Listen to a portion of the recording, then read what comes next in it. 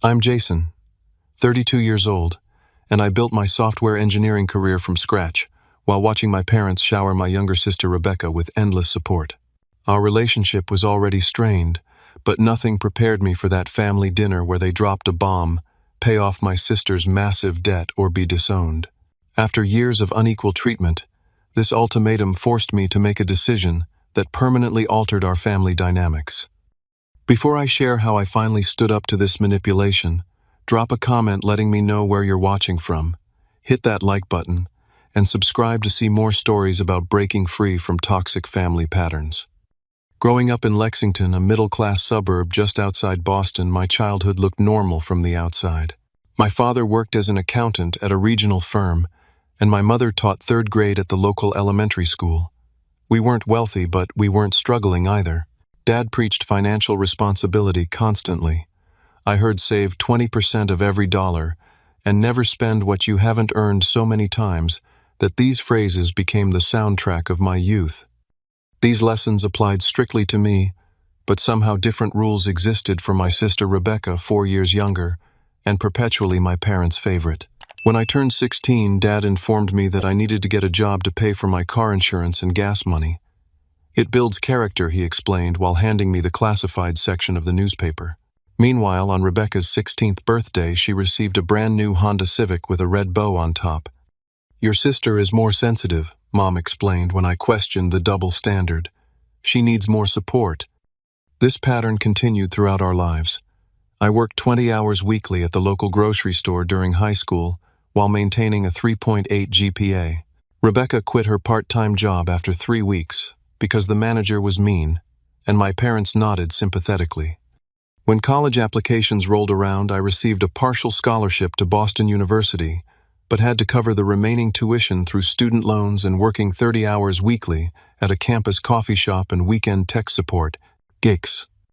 Rebecca attended the same university 3 years later, but my parents dipped into their retirement savings to fund her education fully. "Your sister isn't as academically gifted as you," Dad reasoned.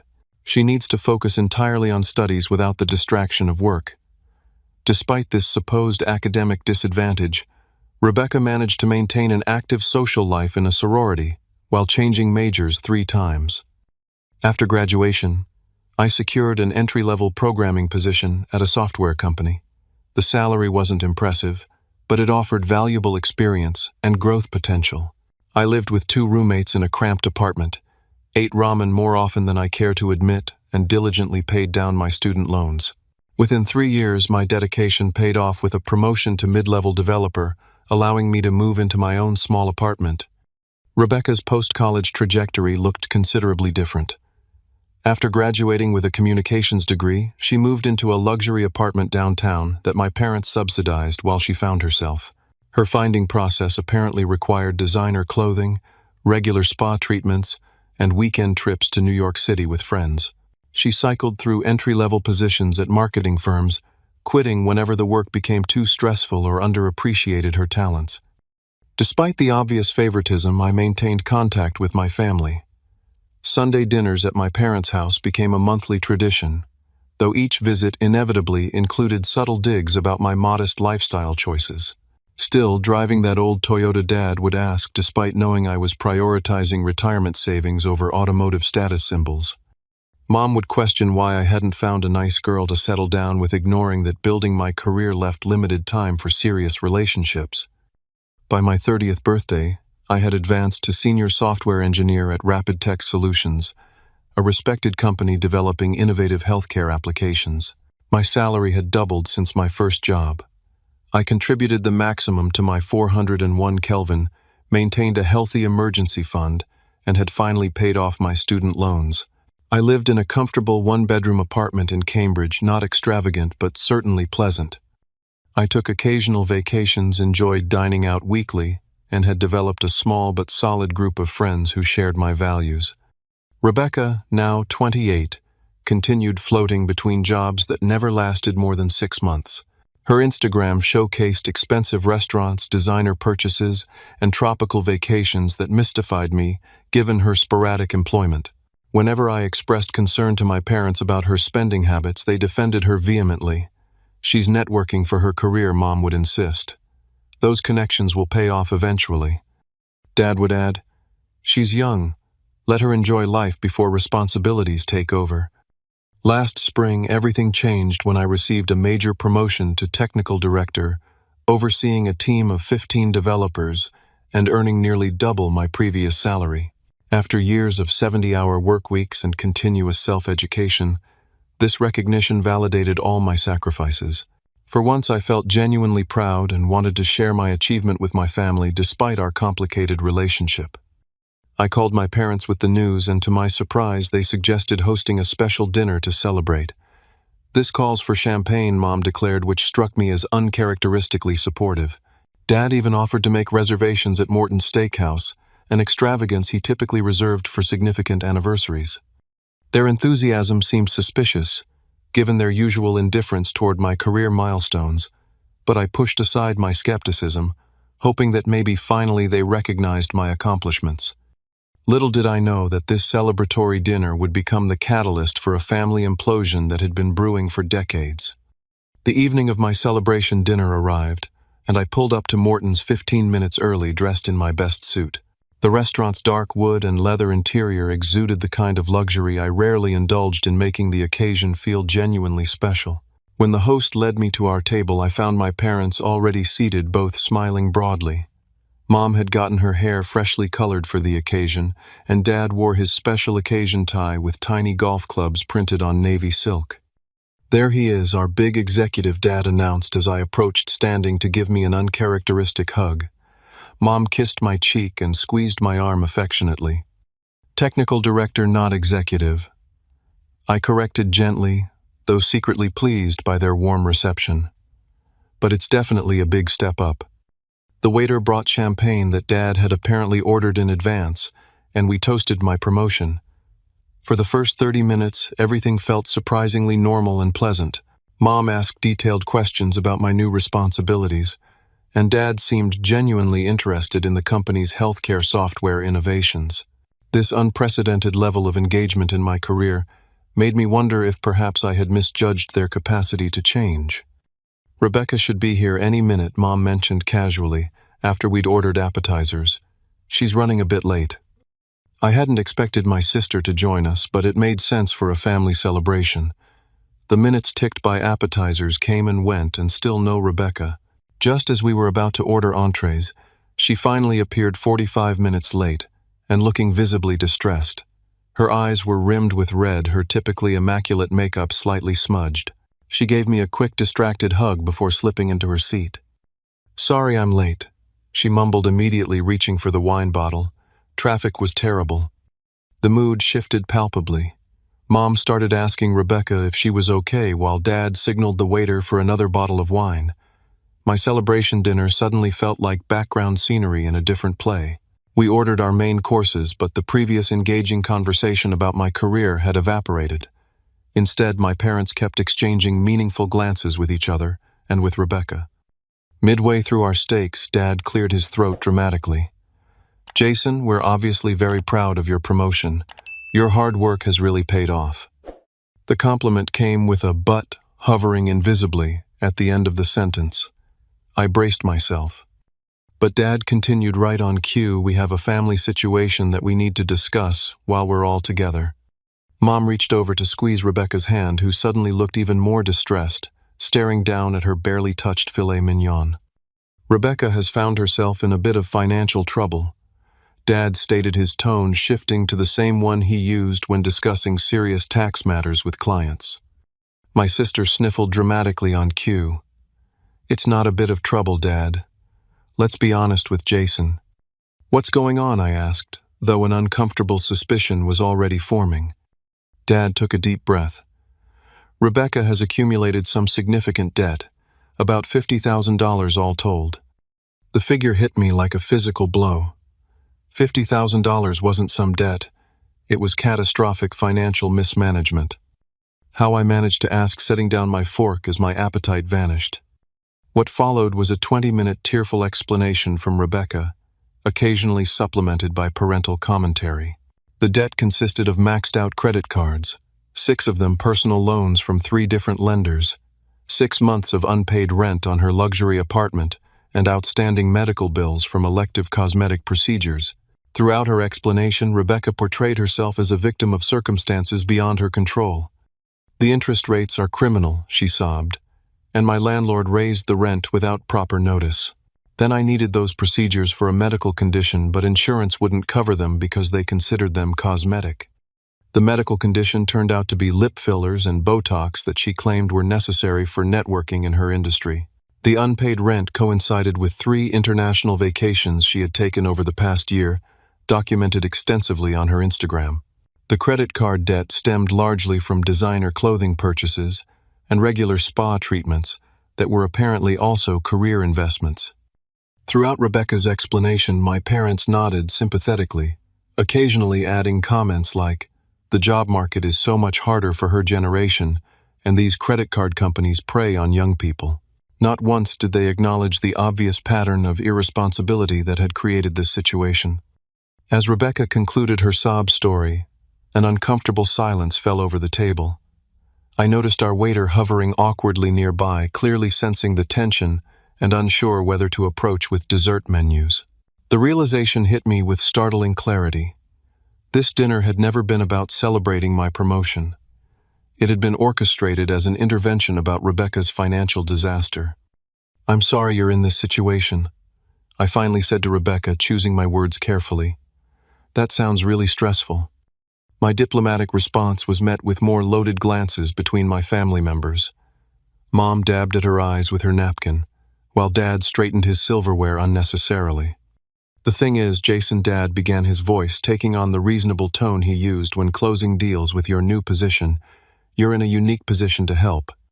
And there it was, the real purpose of our gathering. "What exactly are you suggesting?" I asked, although I already knew the answer. "We thought as a family we could come together to resolve this situation," Mom interjected smoothly. "You're doing so well now, and family supports each other through difficult times." The carefully choreographed nature of this ambush became increasingly apparent. The celebration dinner, the champagne toast, the excessive interest in my promotion, all calculated preliminaries to soften me up for the real agenda. "You want me to pay off Rebecca's debt," I stated flatly. "Not all at once necessarily," Dad quickly clarified, as if the timeline rather than the principle was my primary concern. "But you could take over the payments. With your new salary, it would hardly impact your lifestyle." Rebecca finally looked up from her plate, eyes wide with rehearsed gratitude. "I would pay you back eventually, Jason, once I get established in my career." The same career she had been getting established in for the past 6 years while cycling through jobs she quit whenever they required actual effort. The same career that somehow necessitated international vacations and luxury apartments. I sat in stunned silence as the waiter finally approached with dessert menus, which we all declined. As Dad requested the check, making sure to mention my promotion to the waiter as if to remind me of my supposed financial obligation, I realized this dinner represented a pattern that had persisted throughout my life. My achievements were acknowledged only when they could be leveraged to benefit Rebecca. The evening ended with no resolution. I neither agreed nor refused their implied request, instead stating that I needed time to think about the situation. As we parted in the parking lot, Mom hugged me tightly and whispered, "We're counting on you to do the right thing, Jason. Family first always." Driving home that night, I couldn't shake the feeling that a threshold had been crossed. The blatant manipulation tactic disguised as a celebration dinner had illuminated decades of family dynamics with painful clarity. What had been subtle favoritism throughout our childhood had evolved into an explicit expectation that my success existed primarily to bail out my sister's failures. Little did I know that this dinner was merely the opening salvo in an escalating campaign of emotional manipulation that would force me to make the most difficult decision of my life. The morning after our celebration dinner, my phone lit up with a text from Mom. "Your father and I are so proud of you. We know you'll make the right decision about helping your sister." This message set the tone for what would become a relentless campaign over the following week. By Monday evening, Dad called to just check in and casually mentioned that Rebecca's landlord was threatening eviction. She could be homeless by the end of the month, he emphasized, his voice grave with concern that somehow hadn't manifested during the years he funded her luxury lifestyle. As her brother, I know you wouldn't want that on your conscience. Tuesday brought a tearful call from Mom, who abandoned the subtle approach entirely. Family takes care of family, Jason. Your father and I sacrificed everything for you children. Is it too much to ask that you step up when Rebecca needs help? The irony of this statement, given the vastly different levels of sacrifice they had made for each of us, apparently escaped her completely. On Wednesday, Rebecca herself joined the offensive with a series of manipulative text messages that alternated between desperate pleas and surprising entitlement. I don't know what I'll do if I get evicted. I have nowhere to go. The credit card companies are harassing me daily. I saw the most amazing opportunity for a marketing certification that would totally turn my career around, but I can't even consider it with all this debt hanging over me. If you help me now, I promise I'll be more responsible. This was a wake-up call. That last message arrived shortly before she posted Instagram stories, showcasing a new designer handbag at a rooftop bar, cocktail in hand. Curious about this disconnect, I began monitoring her social media more carefully.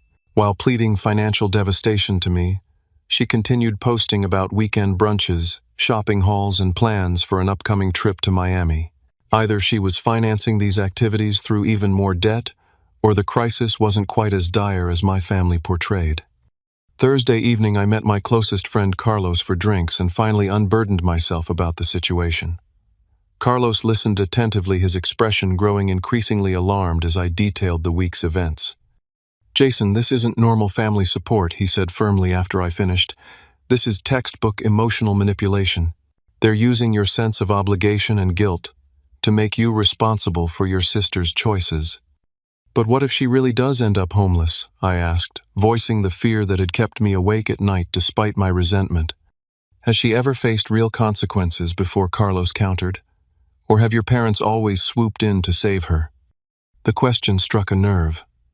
Throughout her life, Rebecca had been insulated from the natural consequences of her actions.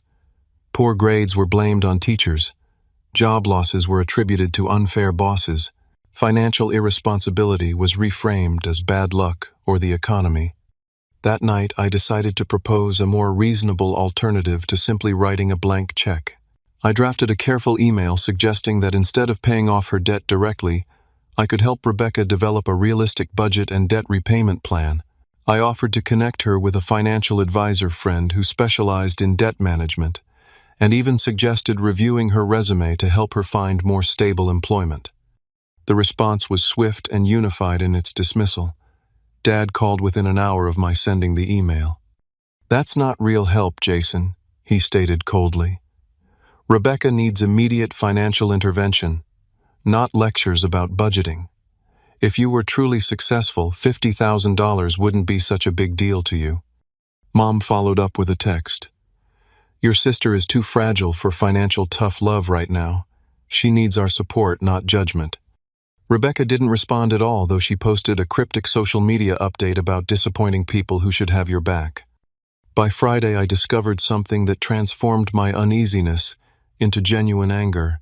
During a brief conversation with my Aunt Susan, my mother's sister, she let slip a revealing detail. It's good of you to help Rebecca with her debt like your parents promised. What do you mean, like they promised? I asked, my stomach tightening. Aunt Susan paused, clearly realizing she had said something she shouldn't have. Oh, I thought. Your mom mentioned a few weeks ago that they had it all worked out, that with your promotion you'd be covering Rebecca's financial troubles. This revelation hit me like a bucket of cold water. Weeks ago, before my celebration dinner. Before I had even been approached about the debt. My parents had already promised Rebecca and apparently other family members that I would bail her out without even consulting me. The dinner had been theater, an elaborate performance designed to ease me into an obligation they had already committed me to. The manipulation reached its peak on Sunday evening with a phone call from Dad that abandoned all pretense of subtlety. Your mother and I have been patient, Jason, but we need your decision about Rebecca's situation immediately, he stated without even a greeting when I answered. I'm still considering the options, I replied, working to keep my voice neutral despite my growing resentment. There are no options here, Dad snapped. Either you help your sister, or you're choosing to abandon your family when we need you. That's not fair, I protested. I offered a reasonable alternative. Listen carefully, Dad interrupted his voice, taking on a threatening edge I'd never heard before. Your mother and I have supported you throughout your life. We've been there for every milestone. If you refuse to help Rebecca now when you have the means, then perhaps you don't need family in your life anymore. The threat hung in the air between us. For the first time, my father had explicitly stated what had been implied all week: help Rebecca financially, or be cut off from the family. Are you threatening to disown me if I don't pay my sister's debt? I asked, wanting the ultimatum stated plainly. I'm saying that family works both ways, Jason. If you turn your back on us now, don't expect us to be there for you in the future. After ending the call, I sat in stunned silence in my apartment. The people who should love me unconditionally had just placed a $50,000 price tag on our relationship. The subtle manipulation of my childhood had evolved into explicit emotional blackmail. The next morning, I received a text from Mom. Your father and I are arranging a family meeting this Saturday at 2 p.m. We expect you to bring your checkbook and a better attitude about family responsibility. As the week progressed, I fluctuated between rage, hurt, and doubt. Had I misunderstood my family's intentions? Was I being selfish by protecting my financial security? The lifelong conditioning to prioritize Rebecca's needs above my own ran deep, making objective assessment difficult. But one thing had become crystal clear: this situation was no longer just about money. It was about a fundamental imbalance in how love and support were distributed in my family. It was about whether I would continue accepting treatment as a second-class family member whose primary value lay in what I could provide materially. Saturday's family meeting loomed like a storm on the horizon, forcing me toward a decision that would either perpetuate this destructive pattern or break it once and for all. Saturday arrived with a sense of inevitability. As I drove to my parents' suburban home, scenarios played through my mind like rehearsals for a confrontation I never wanted but could no longer avoid. The familiar street looked the same as always: neat lawns, trimmed hedges, and the American flag hanging from my parents' porch. But everything felt fundamentally different. My father's silver Lexus and mother's blue Volvo sat in the driveway along with Rebecca's red BMW. A 26th birthday present from my parents 3 years ago when she was between jobs. The irony of discussing her financial crisis while she drove a luxury vehicle my parents had gifted her wasn't lost on me. Mom answered the door with a tight smile that didn't reach her eyes. We're in the living room, she said by way of greeting, leading me through the familiar hallway lined with family photos. I noticed not for the first time how Rebecca dominated these displays. Her graduations, dance recitals, and vacations prominently featured while my achievements occupied minimal space. In the living room, Dad sat stiffly in his leather recliner, while Rebecca perched on the sofa. I immediately noticed her outfit, a designer blouse I recognized from her recent social media posts, still with the price tag partially visible as it peeked from the collar. Apparently, her financial distress hadn't impacted her shopping habits. Jason, Dad nodded formally. Have a seat. I sat across from Rebecca, who avoided eye contact, instead studying her manicured nails with exaggerated interest. The coffee table between us had been cleared except for a single item, a checkbook with what appeared to be a bank draft already filled out. Dad cleared his throat dramatically. We've asked you here today to resolve the situation with Rebecca's debt once and for all. Your mother and I have been more than patient, giving you time to consider your responsibility. My responsibility? I repeated the word, tasting bitter. Yes, your responsibility. Dad continued, his tone hardening. Family members support each other. Your mother and I supported you throughout your education. I worked 30 hours a week and took out loans to pay for college. I interrupted, unable to let this revisionist history stand. We gave you a home food guidance, Mom interjected smoothly. We made you the successful man you are today. Rebecca finally looked up, her expression a practiced blend of vulnerability and hope.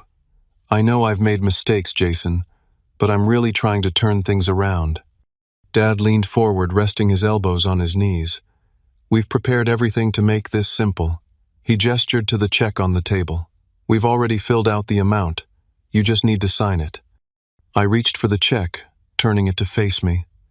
There it was in black and white, my name as the payer, $50,000 written out in my father's precise handwriting made payable to Rebecca. They hadn't even had the decency to make it out to the creditors directly, which might have ensured the money actually addressed the debt. This is presumptuous, I stated, my voice calmer than I felt. It's efficient, Dad corrected. We're resolving a family crisis. Mom moved to sit beside Rebecca, placing an arm around her shoulders. Your sister is suffering, Jason. Her credit is ruined. She can't sleep from the stress. As her brother, you have an obligation to help when you have the means. And if I don't sign this check, I asked, though I already knew the answer. Dad's expression hardened. Then you're making a choice about what family means to you. Or rather, Mom added, her voice gentle but her words razor sharp, what family doesn't mean to you. Rebecca produced tears on cue, dabbing at her eyes with a tissue. I never thought my own brother would let me become homeless. The theatrics were so transparent that under different circumstances it might have been comical. Instead, it sent a wave of profound sadness through me. This coordinated performance revealed how my family truly saw me, not as a person with valid boundaries and perspectives, but as a resource to be manipulated and extracted from. I need some air, I said, standing abruptly and walking to the backyard through the sliding glass doors. The yard where I had played as a child looked smaller now. The old oak tree where Dad had built me a treehouse still stood, though the treehouse itself had been dismantled years ago to make room for Mom's garden.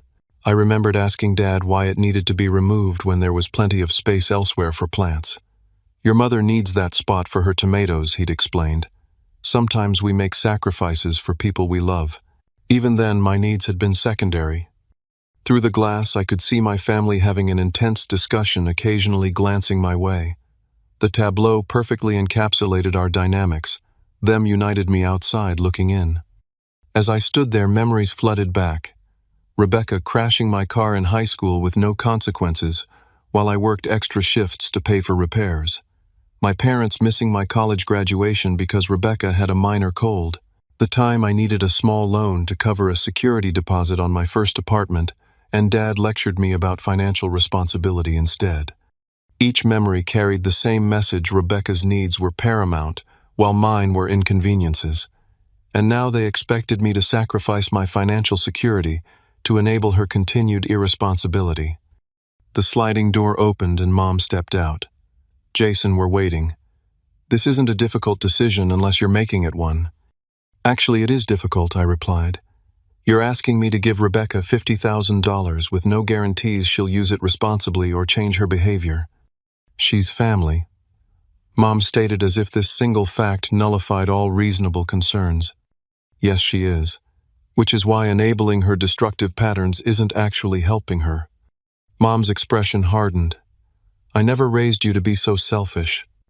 Is it selfish to want my sister to learn financial responsibility? Is it selfish to expect my parents to love me without conditions? No one is putting conditions on our love, Mom protested, though the evidence suggested otherwise. Aren't you, Dad literally threatened to cut me off if I don't pay Rebecca's debt? That's not what he meant. It's exactly what he meant, I interrupted. And it's exactly what you both have communicated all week. Mom sighed dramatically. I can see you're determined to make this difficult. Come back inside when you're ready to be reasonable. She returned to the house, leaving me alone with my thoughts once more. The decision before me was about much more than money. It represented a crossroads in how I would allow myself to be treated for the rest of my life. If I signed that check, I would be accepting my designated role as the family ATM, setting a precedent for future financial demands. Rebecca would learn that irresponsibility carried no real consequences, and my parents would have confirmation that emotional manipulation worked on me. Yet refusing meant potentially losing my family. Despite our dysfunctional dynamics, the thought created a hollow feeling in my chest. They were still my parents. Rebecca was still my sister. Could I really walk away from those bonds? I spent 3 hours in that backyard weighing options, examining past patterns, and contemplating futures. The sun began to set, casting long shadows across the lawn. Eventually, Dad came out, his patience visibly exhausted. "We can't sit here all night, Jason. It's time to make a decision." Looking at my father's stern expression, I realized something crucial: this pattern would never end unless I ended it. Today it was $50,000 for Rebecca's debt. Next year it might be a down payment for a house she couldn't afford, or bailout money for another financial crisis. I followed him inside, where Mom and Rebecca waited expectantly. The check still lay on the coffee table, a physical manifestation of the choice before me. "I've made my decision," I said, my voice steady despite the storm of emotions beneath. "But before I tell you what it is, I need you all to understand exactly what you're asking and what it means." I took my seat facing my family, acutely aware that this moment would permanently alter our relationship regardless of my decision. The living room felt charged with tension as 3 pairs of eyes fixed on me expectantly. "Before I give you my answer," I began deliberately, "I think we should be completely clear about the situation." I reached into my messenger bag and removed a blue folder I had prepared that morning just in case. "I've compiled some information I'd like to share first." Dad's eyebrows furrowed. "We don't need a presentation, Jason. We need your decision about helping your sister." "Consider this context for my decision," I replied calmly, opening the folder. "First, let's review Rebecca's financial history." I removed a printed timeline I had created, placing it on the coffee table beside the check. "In the past 5 years, you've provided Rebecca with approximately $120,000 in direct financial support." I listed the itemized expenses: the BMW rent subsidies, vacation funds, and multiple emergency cash infusions. Rebecca shifted uncomfortably on the sofa. "That's private family business." "Yes, it is family business," I agreed. "Which is exactly why we should discuss it openly as a family, rather than pretending this current crisis exists in isolation." Next, I pulled out screenshots of Rebecca's social media posts from the past month, since her debt crisis had supposedly reached critical levels. Images of champagne brunches, shopping sprees, and a weekend spa retreat filled the pages. "These were all posted after you claimed to be on the brink of financial collapse," I noted, laying them beside the timeline. "Most are tagged with luxury brands or high-end venues." Mom's face flushed. "Social media isn't real life, Jason. She has to maintain appearances for her career networking." Which brings me to my next point. I removed a spreadsheet detailing Rebecca's employment history. 6 jobs in 5 years, none lasting longer than 8 months, with increasingly lengthy gaps between positions. This pattern doesn't suggest someone committed to building a stable career that would ever allow repayment of significant debts. Dad's expression darkened. "This feels like character assassination rather than family support." "I'm simply establishing facts. Before making a $50,000 decision," I countered evenly. "Just as you would advise any client to do before making a major financial commitment." Finally, I placed a document outlining the debt management plan I had researched. This is what actual help would look like. A structured approach including financial counseling, career coaching, a reasonable budget that Rebecca would need to follow, and a gradual repayment plan that would teach responsibility while addressing the immediate crisis. I closed the folder and looked directly at my family. "I won't be signing this check today. Not because I don't care about Rebecca, but because giving her $50,000 without addressing the underlying issues would be enabling destructive behavior, not helping her." The silence that followed was deafening. Rebecca's face crumpled into tears, real ones this time, not the performative drops she had produced earlier. Mom's expression hardened into something I barely recognized. Dad's complexion turned an alarming shade of red. "So your answer is no?" Dad finally stated, his voice dangerously quiet. "My answer is that I'm offering real help instead of a blank check," I clarified. "I'll connect Rebecca with professional financial counseling. I'll help her find stable employment using my industry contacts. I'll even contribute to a structured debt repayment plan once she demonstrates commitment to changing her spending habits." Rebecca suddenly stood up. "I don't need your judgment and conditions. Either help me or don't, but spare me the lecture." "That's exactly the problem," I responded, maintaining my calm. "You view financial responsibility as a lecture rather than a necessary life skill, and Mom and Dad have reinforced that view by constantly shielding you from consequences." Dad slammed his hand on the armrest of his chair. Enough. Your sister needs help now, not your condescending financial theories.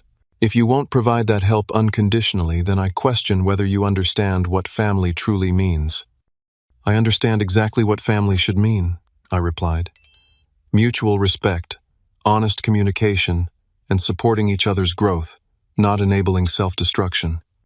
Mom's voice cut through the tension, cold and deliberate. Jason, this is your final opportunity. Either sign that check and remain part of this family, or refuse and accept the consequences of that choice. The ultimatum hung in the air between us, explicit and unmistakable. The moment had arrived, the threshold I had been approaching my entire life without realizing it. I won't sign it, I stated firmly. Not under threat, not under emotional manipulation, and certainly not when it would ultimately harm Rebecca more than help her. Dad stood up, pointing toward the door. Then I suggest you leave. When you're ready to be a real member of this family, you can contact us. The finality in his voice made my chest tighten, but I remained outwardly composed as I gathered my documents and stood. Rebecca wouldn't look at me, her shoulders shaking with sobs that seemed equal parts anger and disappointment. Mom stared straight ahead, her expression unreadable. Before I go, I said, my voice steadier than I felt, you should know that this works both ways. You've chosen to cut me off for refusing to meet your financial demands. But I'm choosing to step away from this toxic dynamic that's damaged all of us for years. Dad's expression registered surprise. He clearly hadn't expected me to embrace the separation rather than beg for reconciliation. Until you can respect my boundaries and acknowledge the manipulation that's defined our relationship, I'll be the one cutting contact, I continued. I love you all, but I won't participate in this unhealthy pattern anymore. With those words, I walked toward the front door, half expecting someone to call me back. No one did. The sound of the door closing behind me echoed with a strange finality, as if physically separating me from not just my family's home but the role I had played in their lives. In my car parked at the curb, I finally allowed myself to feel the full weight of what had just happened. My hands trembled slightly on the steering wheel as a complex mixture of grief, relief, and uncertainty washed over me. I had just walked away from my family, perhaps temporarily, perhaps permanently. The vibration of my phone interrupted my thoughts. A text from Rebecca. I hope you're happy now that you've destroyed this family. Followed immediately by one from Mom. Your father and I are deeply disappointed in the selfish man you've become. Neither message expressed concern for my feelings or acknowledged the validity of my perspective. Even in this moment of family rupture, their focus remained entirely on how my decision affected them, with no consideration for the painful position their ultimatum had put me in. As I drove away from my childhood home, the check unsigned and my boundaries intact, I felt simultaneously hollow and unburdened. I had called their bluff, refusing to capitulate to emotional blackmail. But the cost of that stance, potentially permanent estrangement from my family, created an ache that no principled stand could entirely soothe. What I didn't yet understand was that this painful rupture would ultimately lead to healing I couldn't have imagined, both for me and unexpectedly for my family as well. The first week after the confrontation passed in a surreal haze. I moved mechanically through my daily routines, working, eating, sleeping, while my mind continuously replayed the scene at my parents' house. During meetings at work, I would suddenly hear my father's dismissive tone or see my mother's cold expression, momentarily losing track of discussions about software development timelines. My phone became both a source of anxiety and disappointment. Each notification triggered a spike of adrenaline, wondering if it might be a conciliatory message from my family. Instead, I received a barrage of texts and calls from extended relatives, each apparently briefed on a heavily edited version of events. Aunt Susan called first, her voice tight with disapproval. Jason, I don't understand how you could abandon your sister in her time of need. Your parents are devastated. Uncle Mike left a voicemail. Your father tells me you've turned your back on the family. That's not how we raised you kids to behave. Cousin Jennifer texted, Rebecca is heartbroken. How could you be so cruel? Not one family member had heard my side of the story. In the narrative circulating through the family grapevine, I had callously refused to help my struggling sister, despite having ample means, then cruelly cut contact with my loving parents when they expressed disappointment in my cruelty. Selfishness. The isolation felt overwhelming at times. Family had always been a complicated part of my life, but its complete absence created a vacuum I wasn't prepared for. Holidays, birthdays, and family traditions, however flawed, had provided structure and connection. Now those landmarks stretched before me as uncharted territory. 2 weeks after the confrontation, Rebecca's financial crisis apparently escalated. My cousin Thomas mentioned during a brief, uncomfortable phone call that she had indeed received an eviction notice. Rather than acknowledging any responsibility for her situation, she reportedly blamed me entirely. If Jason hadn't been so selfish, none of this would be happening. According to Thomas, my parents had dipped further into their retirement savings to cover Rebecca's most pressing debts, but couldn't manage the entire amount. For the first time in her adult life, Rebecca faced genuine financial consequences with only partial protection from our parents. A month into the estrangement, I received an unexpected email from my Uncle Robert, my father's brother, who had always been somewhat distanced from family dynamics due to living on the opposite coast. "Jason," he wrote, "I've heard snippets about the situation with Rebecca and your parents. Knowing your father since childhood, I suspect there's more to this story than what's circulating. If you want someone to listen without judgment, I'm available." His message arrived precisely when my resolve was weakening. That evening I called him and spent 2 hours detailing the entire history, not just the recent ultimatum, but the lifelong pattern of favoritism, emotional manipulation, and double standards. Uncle Robert listened without interruption, then sighed heavily. "This doesn't surprise me as much as it should. Your grandfather treated your father and me very similarly. I was always the one who couldn't do anything right while your dad was the golden child. It seems he's unconsciously recreated that dynamic with you and Rebecca." "So this is generational?" I asked, finding strange comfort in this broader context. "Unfortunately, yes.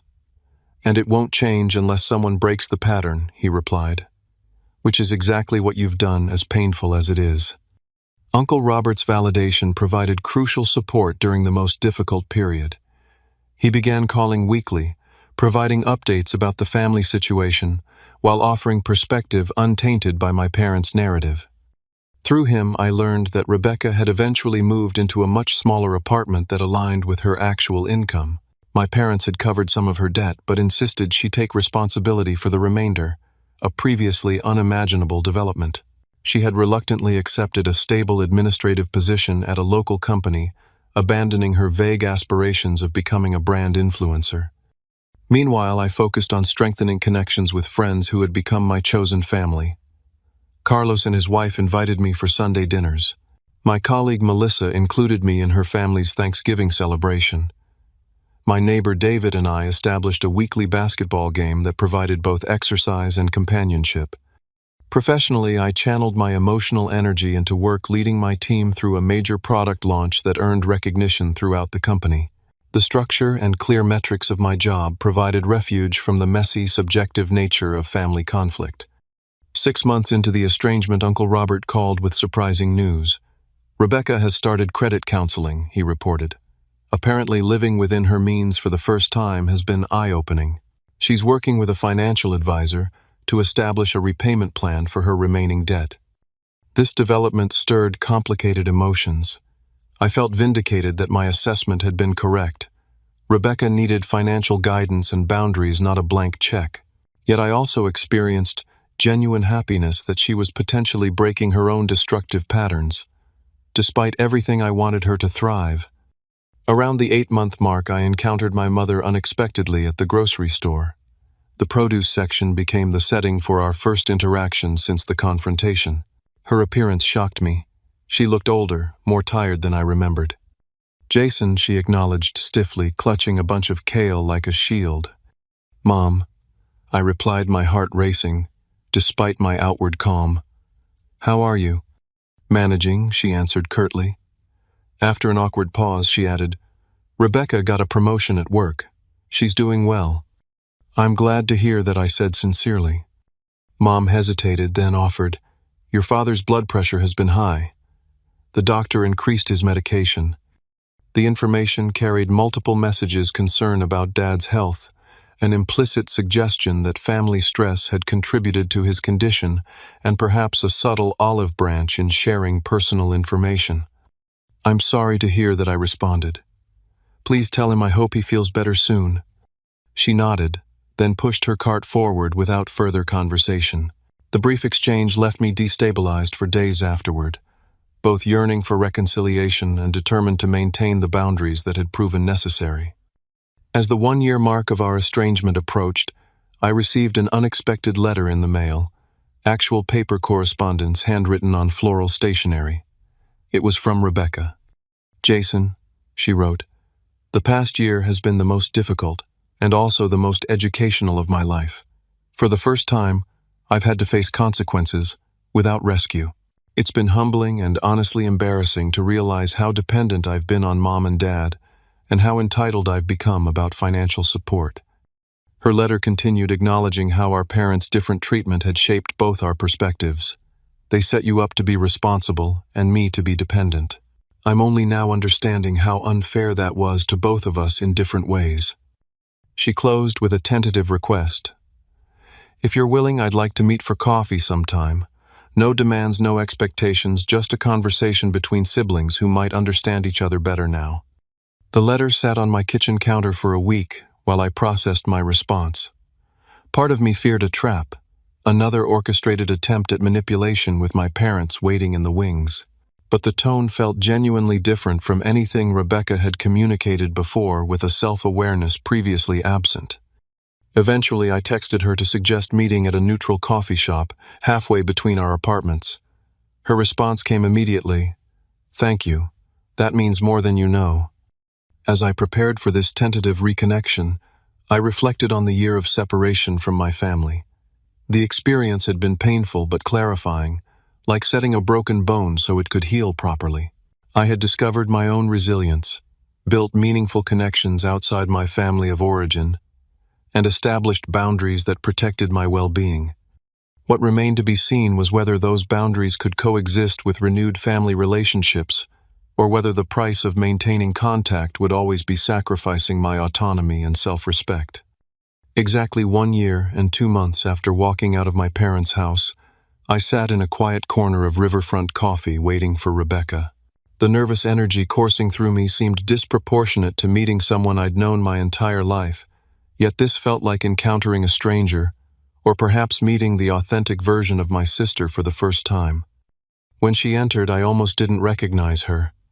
Gone were the designer clothes and elaborate hairstyle that had been her trademark. Instead, she wore simple jeans, a sweater, and minimal makeup. She spotted me and approached with visible hesitation. "Jason," she said softly, sliding into the chair across from me. "Thank you for agreeing to meet." "Your letter was unexpected," I acknowledged, studying her face for signs of the entitled sister I remembered. "A lot has changed," she replied, fidgeting with her coffee cup. "Mostly me, I think." Over the next 2 hours, Rebecca shared her journey since our family implosion.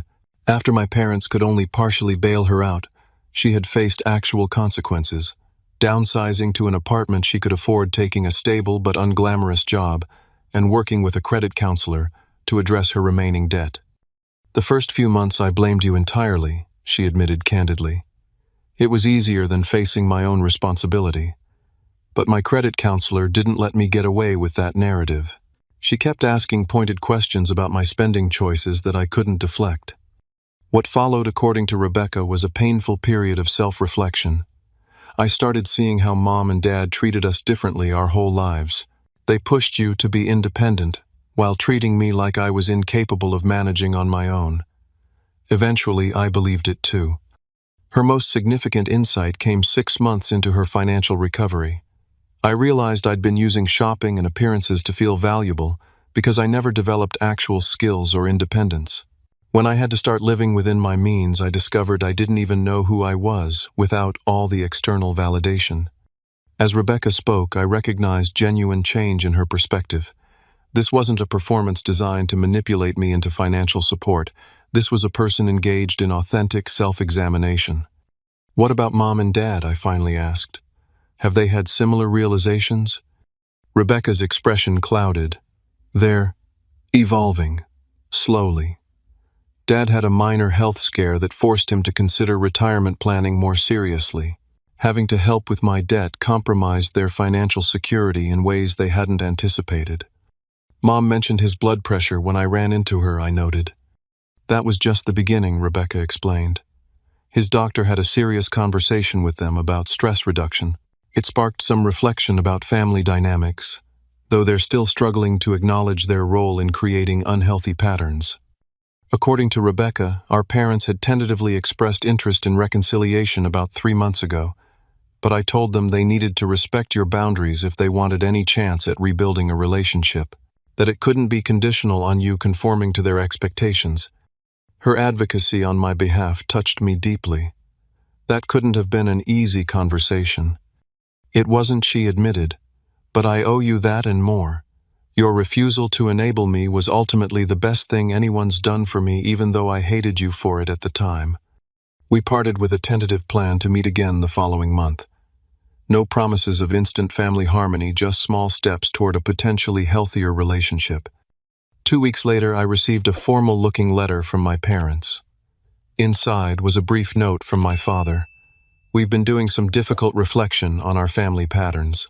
If you're willing, we'd like to meet to discuss rebuilding our relationship on more equitable terms. Accompanying his note was a check for $5,000, a fraction of what they had demanded I pay for Rebecca's debt, with first repayment for college expenses written in the memo line. The symbolic gesture spoke volumes about their evolving understanding. I arranged to meet them at a restaurant, rather than their home, maintaining neutral territory. The conversation was awkward, stilted, and occasionally tense, but fundamentally different from our interactions before the estrangement. We've realized we created different rules and expectations for you, and Rebecca Mom acknowledged, her voice uncharacteristically humble. It wasn't fair to either of you. Dad struggled more with direct accountability, but managed to admit, the ultimatum we gave you was wrong. Family relationships shouldn't have financial conditions attached. They didn't transform overnight into perfectly self-aware parents.